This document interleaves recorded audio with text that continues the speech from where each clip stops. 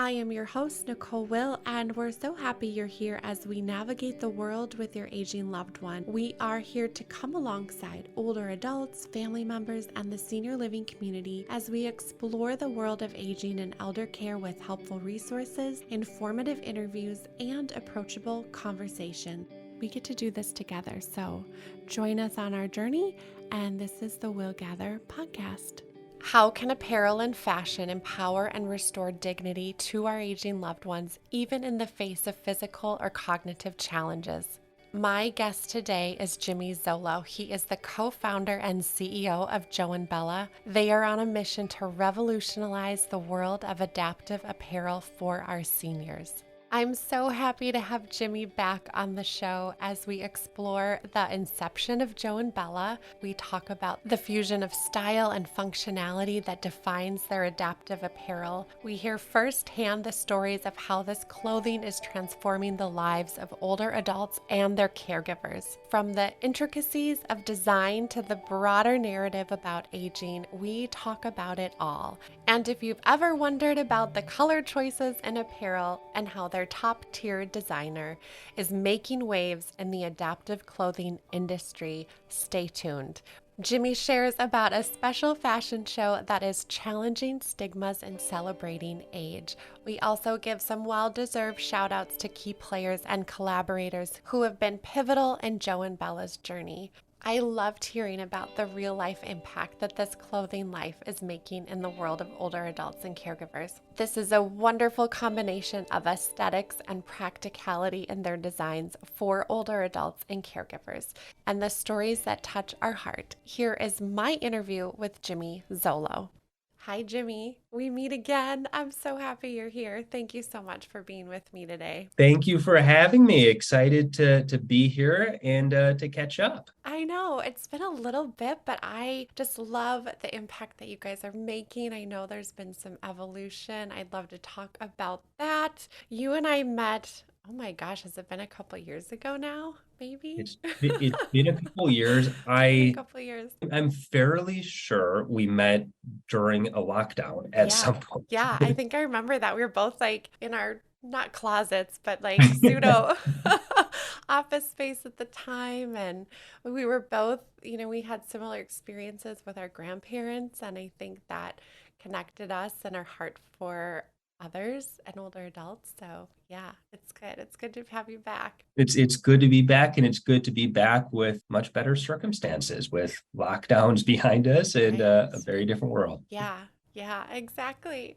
So tell us more about the evolution. I know that when we do things, we learn and we grow, and then we see how we want to shift. And so tell us more about what you're up to now a little bit. And I know we're going to really deep dive into that, but how that came to be for you. Absolutely. So we launched during the pandemic. The basic idea was that my grandmother was living in a memory care community. She had dementia. She was living in a wheelchair, and my family was helping to care for her. And that included making sure that she had a lot of essentials, from toothpaste to socks to snacks and treats, and you name it. And when the lockdowns hit, our ability to make sure she had what she needed changed overnight. And it changed not just because, hey, we couldn't call her up and say, what do you need? Because she would always tell us she had everything that she needed. But her staff, the staff at her care community, they were so stressed for time that you couldn't really fully rely on them. So we launched Joe and Bella as a way to ensure that folks living within communities like my grandmother had everything that they needed. And it was just intended to be that, and likely something that we were planning to shut down after the pandemic and lockdowns had lifted. But that changed, and it changed pretty drastically in a way that, for me, especially for me growing up, is something I had never expected to do. Is Joe and Bella is now a fashion brand. We make adaptive apparel for older adults, so clothes that make dressing faster, safer, easier, more dignified, less painful. And the genesis behind that is I was FaceTiming with my grandmother one day. She was cold, and a caregiver in her room, the care partner in her room, went to go get her a sweater. And my grandmother was reaching her arm back to get in the sleeve. And I'll never forget it. It was the first time in my life I ever heard my grandmother swear.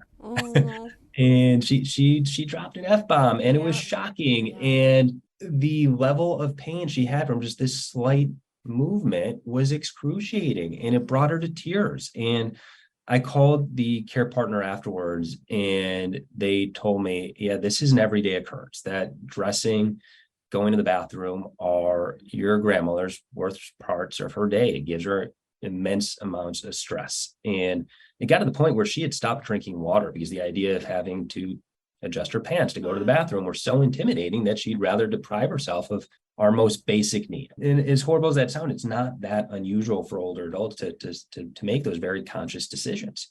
I did what I think anyone would do. I went to Google, or I guess folks now might go to ChatGPT and say, what's out there, and Mhm. what can make dressing less painful for my grandmother. And I found a couple options, and I ordered their clothes that promised to make dressing less painful. And when they got to my grandmother, she refused to try anything on. So I called up and say, what's going on? I got you. They're top rated things. They're going to be great. Why won't you wear them? All she would say to me is, they're too ugly. Mm. Yeah. And that was the genesis of us going from this side project during the pandemic to becoming a fashion brand for older adults. Because what that moment taught me was pretty straightforward, is that what we wear is part of our identity. And as we age and our bodies and our abilities change, what we wear shouldn't have to. Yeah. And aging is already inherently unfair in a lot of ways, and Right. clothing shouldn't be one of those things that is unfair. And I remember that there were days, a lot of days, where my grandmother wouldn't know my name. She wouldn't know who I was when I called or when I visited, but she would still know who she was when she looked in the mirror, and know how she wanted to look and how she wanted to feel about her own personal identity.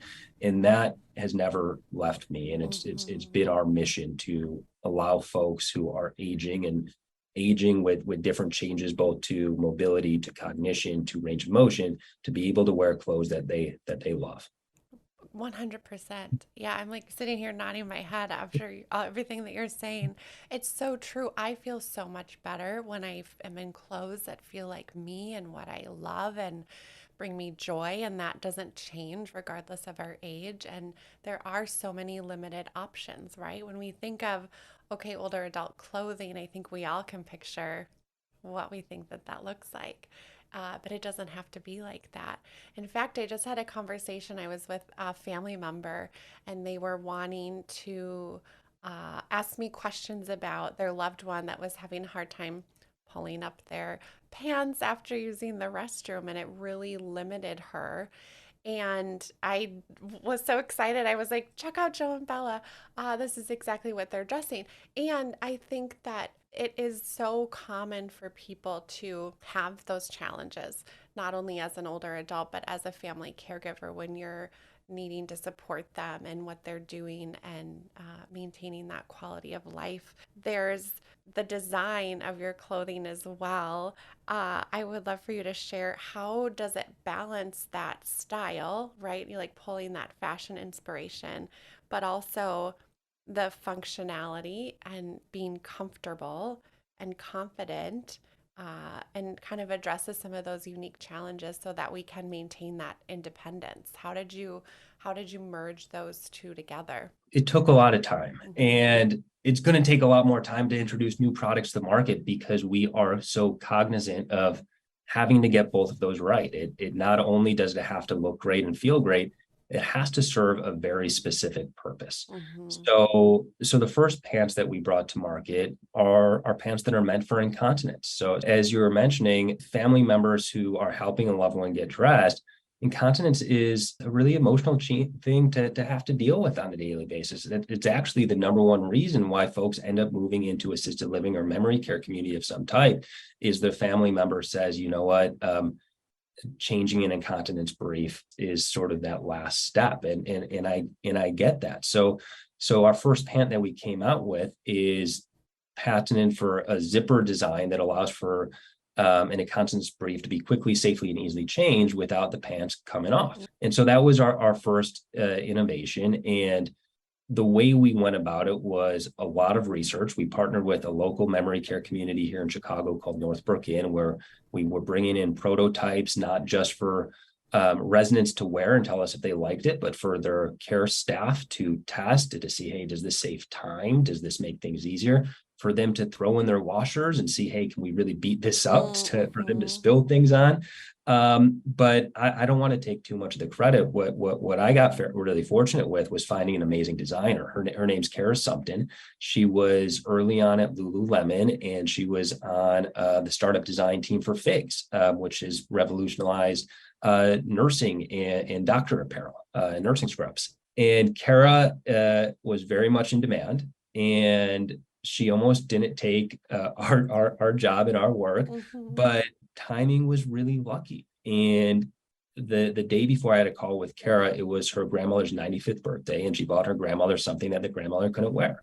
And had it not been for that moment, I don't think Kara would be the person designing our clothes today, because she is so sought after. But what we say now is, for those who are lucky, they have had a Joe and or Bella in their life, someone who's been impacted by aging, whether that's a parent or a family member of some sort, or person down the street, and we all are connected to it. And if we're fortunate, we will age and will need products that make our lives easier and allow us to dress independently, or allow us to dress with assistance in ways that current apparel just isn't designed for. So we very much sort of targeted out, hey, what's the use case here? Who are these products for? And when it came to the fashion side of it, I really stepped back and let Kara take over there, because I don't come from the fashion world, and I don't pretend to. We need that expertise, yeah. Yes. So what did you find the feedback was from the community, from the older adults? It's been really interesting. So the first thing that we found is, for these pants in particular, it took us a while to get the fit right. And that was the most important thing. So it's a pant that, if you're wearing an incontinence brief, it's got to be comfortable with the brief new and dry, and it's got to be comfortable with the brief full. And it's got to be, and when I say comfortable, both physically but also emotionally. So you've got to feel good that if you're walking to go get changed, that folks won't notice that you're wearing a full incontinence brief that needs to be changed. So getting that fit right, which we eventually did after a lot of different iterations, was the most important thing. Then getting the fabric right too goes hand in hand with the fit. So it's something that's super durable, that's going to hold up both in a wash, that can take a beating, that plays well with zippers and snaps. So getting that right was the next thing. We were actually back yesterday at the care community, because we're coming out with a few other items. They've been especially helpful when it comes to picking out colors. So I'll show up with a stack of color swatches I probably showed up with about 50 different swatches yesterday, and everyone comes and votes, and that's been really, really helpful, and has made a big difference. So we are very much designing for the folks that are wearing the clothes, and we're taking their input every single day. Yeah. Okay. I have two follow-up questions. One is around efficiency for staff, but the other one is, any colors that surprised you? Are they leaning towards more neutrals, or are they gravitating towards some bright colors? I'm just curious. So yes, I would say the men have not surprised me one bit. The men, like, their dark blues and their blacks and their grays, and the men are very much of my heart. Right. The women, on the other hand, the women want to be bold, and I think this is a generation that they dressed up every single day. The women in our communities right now who are in their 90s, they were wearing dresses and high heels every single day, and they still have that in them. So yesterday we're picking out colors for a women's top. The winning color was a bright orange, which may have been my last guess and my last pick, but it was a dominant vote. So I think we're going to go ahead and come out with a really bright orange top, which is definitely a statement piece. Yeah. Oh, that's so fun. That's so fun.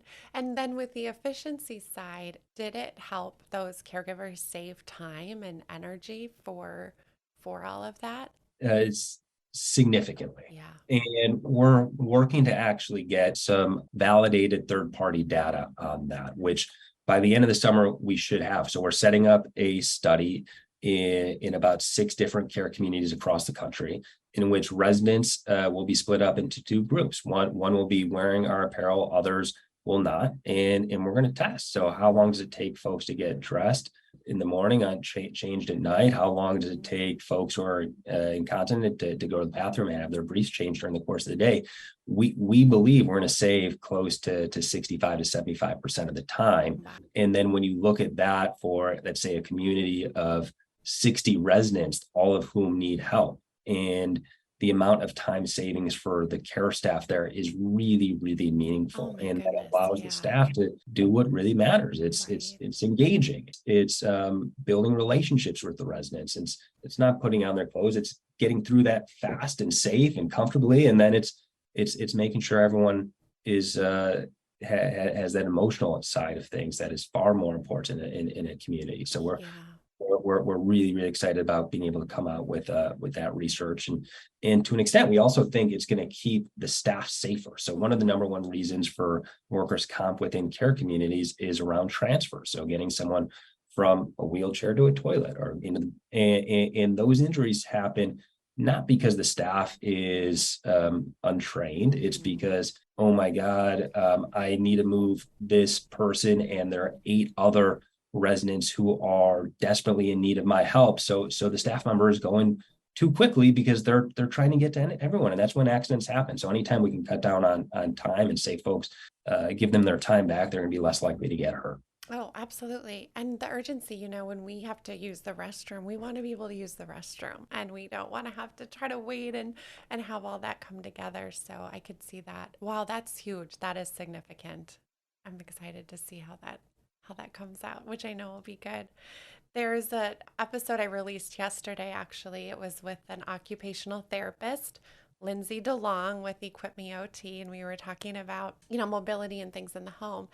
And it's making me think of that conversation as you're sharing, because she was sharing about how when we add in these adaptive tools and support systems, it isn't to take away from the loved one's independence, but what it does is it allows them and reserves the energy for them to then be able to do the things that bring them that joy and purpose, right? It's like, I would spend so much, your loved one could spend so much energy and run out of all of their reserve for the day based on doing the tasks for necessity, rather than, I get to go out to lunch, and then I'm going to go play this game, and I'm going to do that, and for the things that really bring us that quality of life. So I could see that being just a huge tool in maintaining that and reserving that energy. That's exactly right. We all have our limits, and being a care partner is really, really hard, physically, mentally, emotionally.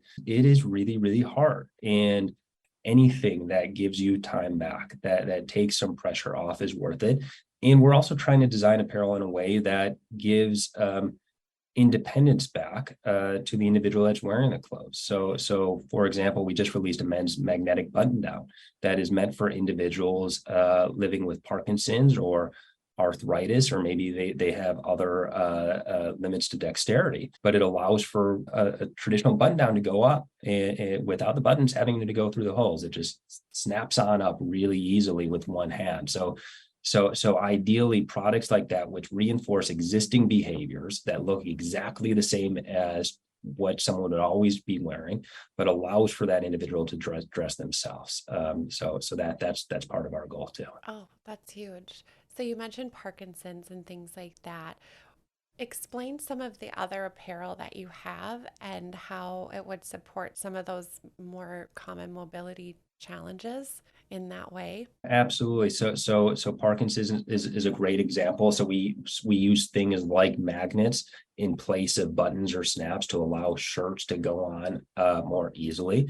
We're coming out end of July with a new design for a men's and a women's top, both of which are actually open in the back. So these are designs that are specifically meant for individuals who cannot dress themselves. So maybe they are in a wheelchair. Maybe we have a lot of individuals who purchase these type of products who have maybe ALS or paraplegic. So it goes on almost like a hospital gown, but the closures are really cleverly hidden, so no one can see it. And it looks totally like a normal polo or everyday t-shirt.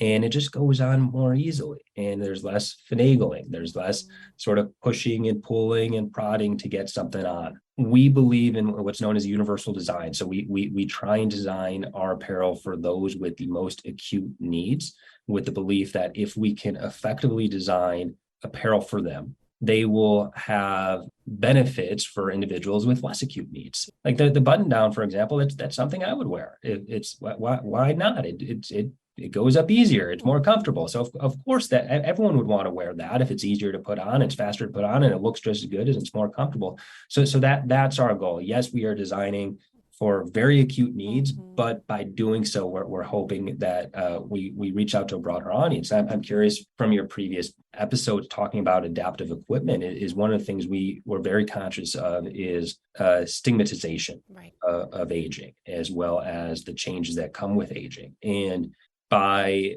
making the clothes look the way they do, we're trying to do everything we can to sort of get away from being stigmatized, because no one wants to wear clothes that make them feel different. So our goal is to avoid that, and it's tough, but that's something we'll think about a lot. Right.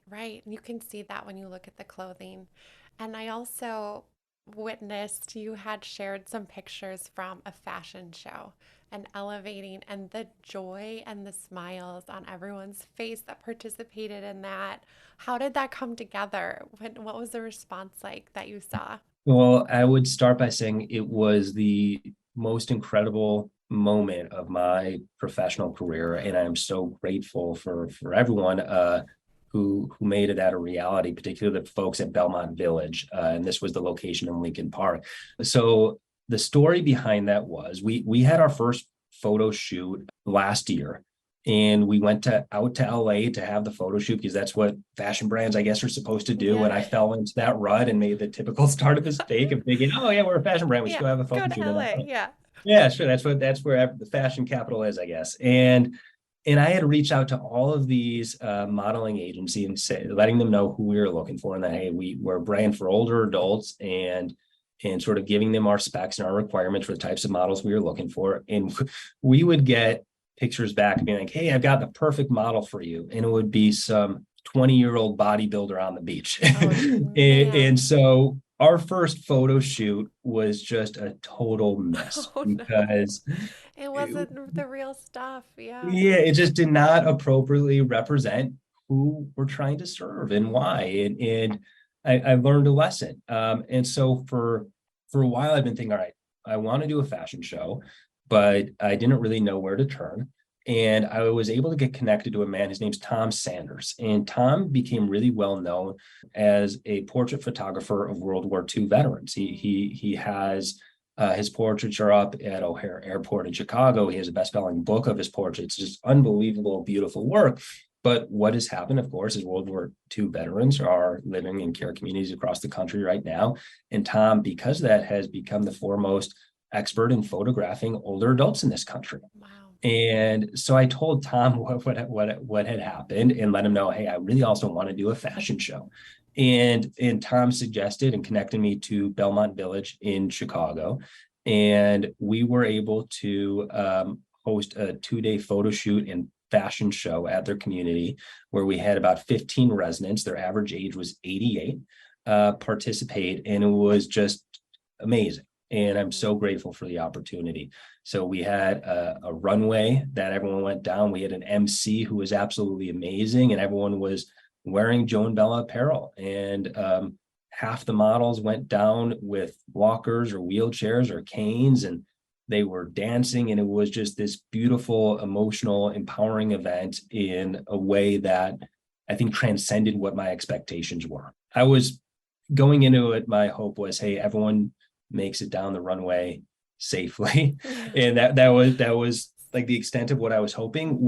It ended up being something far more. And I'll give you an example. Was when we had when the folks at Belmont had told their residents what we were looking to do, one of the women who ended up being a star for us, named Joanne, didn't want to participate, and she told them that she didn't understand why a clothing brand would want to do this with them, Mm, and she wanted to know if we were doing it with them to make fun of them in some way. wow. She thought there is no way that someone would look at me and think I'm beautiful and that I ought to go down a runway or I ought to be in a fashion show. Mm, I end up spending a lot of hours talking with Joanne, and by the end of it, she's now cover of a catalog that's going out for us, and incredible. she Just was got in a goosebumps. viral Mm, social media post, and she looked absolutely incredible. And that experience, I think, helped change her perspective, and frankly, it changed my perspective as to I knew there was a lot of ageism when it came to clothing and apparel and yeah. fashion. I didn't being 35, I of course never personally experienced what that must feel like. And Joanne gave me a lens into that. And because of that, I think we're going to be forever more conscious about how we represent older adults and make sure we're always doing it in leading with joy and Yeah. leading with aspiration. Thank you for sharing that. It really causes us to think about that, right? And just how it can affect the mental health of people around us and how they view themselves. But you made her day and year, and who knows how many other people that you're impacting and those around you are impacting. So, thank you. No, I mean it was a gift to us. The models were unbelievable, and we learned more than we had the previous year of trying to build this business about who we're trying to help and how we can best serve them. And we're just grateful to Belmont and to Tom for making that happen for us, and of course to Joanne and all the other incredible models that helped out. Yeah. Well, you answered my question, which is like, tell us how this has, impacted the lives of other people, and that's the perfect example of that. I foresee more fashion shows in your future, I'm sure. I we it's so we posted a video on social media, and we had I think about 15 different communities have reached out to us asking if we'd be open to hosting one at their place. So yes, there will be more on the Yeah. way. I can't tell you when, but we will definitely do at least one more this year. I think going forward, our Oh, goal will be to do maybe 2 to 3 a year, always aligned with new product releases. But we're really excited, and that's we think we know incredible. how to execute it now, and it'll only get bigger and better from Yeah, here. exactly. Well, if you're near where I am, I'll come and I can interview some of those residents. We can do Be a amazing. fun a fun share about that.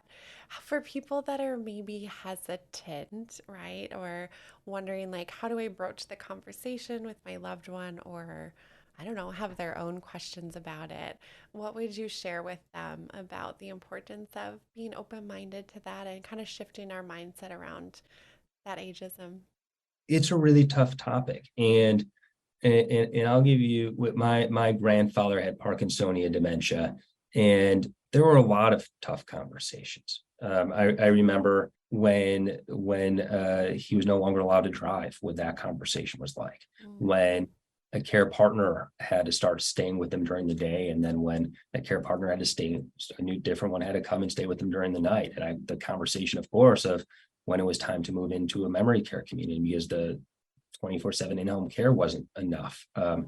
at that point. So I would say there are so many really, really tough conversations that come along with aging. And adaptive apparel is fortunately one of the easier ones that you will have.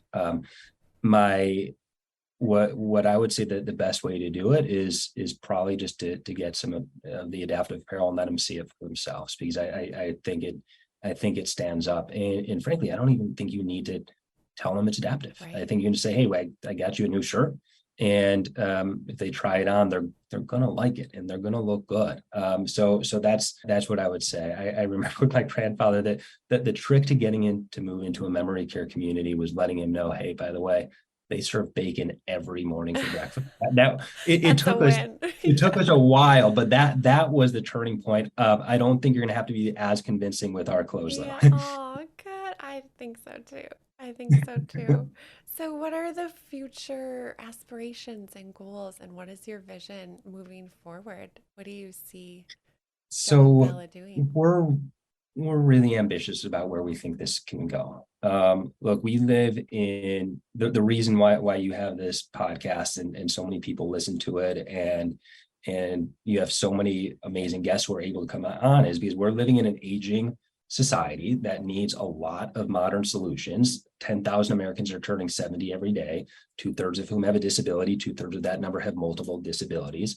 By 2033, there are going to be more Americans over the age of 65 than under 18 for the first time ever. So based upon those shifts, based upon the amount of need that is out there, our ambition is simply to help as many individuals as we possibly can to dress faster, safer, easier without having to sacrifice the way in which they look themselves in the mirror. By the end of July, we'll have 9 products out to market. Our goal is probably to get to 12 total by the end of the year.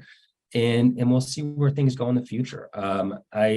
I think there's a difference between, I know I've used the word fashion a lot. I don't consider us a fashion brand because I think there's a difference between fashion and apparel. Fashion to me means you're constantly coming out with a bunch of new things. Right, or new I trend given the Yeah, season. and Yeah, so we don't yeah, want to be trendy. Rather, if there are specific needs that we think are unmet yeah. Mm-hmm. by other current brands, then we're going to attack those. And we're also very open to ideas, and we're really collaborative with the care communities that are in our network. So if anyone has ideas of, hey, my loved one may he doesn't wear button downs, but he always wears short sleeve polos, whatever it might be, let us know because we want to make sure we have the right solutions in place to make life easier for those that need our products. Yeah. And you mentioned care communities, but it is also anyone in home, That's right. anywhere, even any age, right? Any Whatever any our any need age, is. anywhere. Yeah.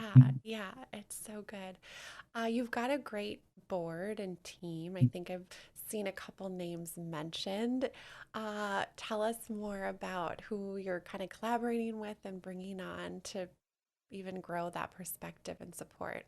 Yeah, absolutely. So we've been really, really fortunate. And if fashion's my weakness, my strength tends to be networking. Hmm.